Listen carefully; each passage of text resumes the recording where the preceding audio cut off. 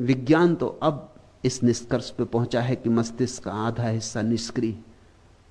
योग तो आज 5000 साल से यह कह रहा है कि मस्तिष्क का आधा हिस्सा निष्क्रिय।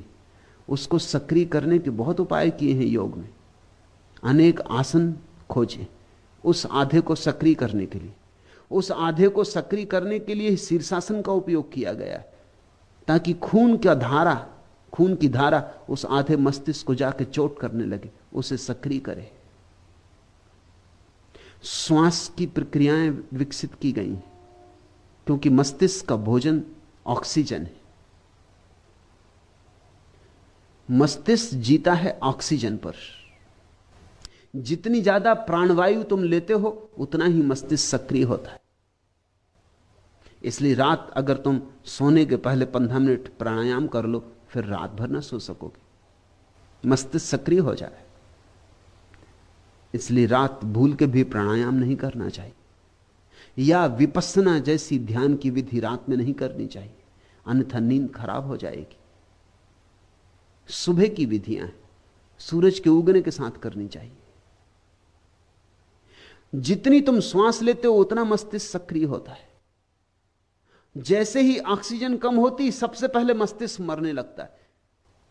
इसलिए जिस व्यक्ति के भीतर ऑक्सीजन की कम होने की संभावना होती, चिकित्सक तत्क्षण ऑक्सीजन देते, क्योंकि एक दफा मस्तिष्क खराब हो जाए तो फिर सुधरने का उपाय नहीं, 6 सेकंड में नष्ट होना शुरू हो जाता है। ऑक्सीजन न पहुंचे तो 6 सेकंड के भीतर मस्तिष्क के तंतु मरने शुरू हो जाते हैं, बड़े सूक्ष्म नाजुक तंतु।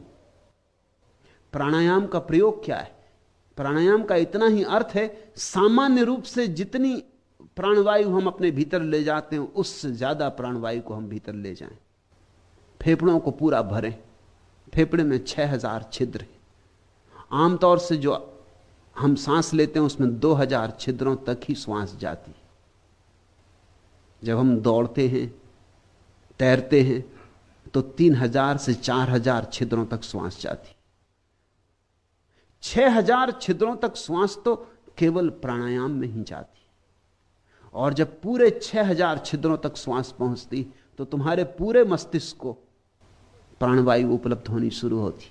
वो जो निष्क्रिय पड़ा हिस्सा है उसमें भी प्राणवायु का संचार होता है, वह भी सक्रिय होने लगता है। वहीं खिलता है जीवन का कमल। और एक बार वहां का द्वार खिल जाए, एक बार वहां का कमल खुल जाए, फिर कोई मृत्यु नहीं, फिर अमृत है। तभी तुम जानोगे कि तुम अमृत के पुत्र हो। कारीगर करतार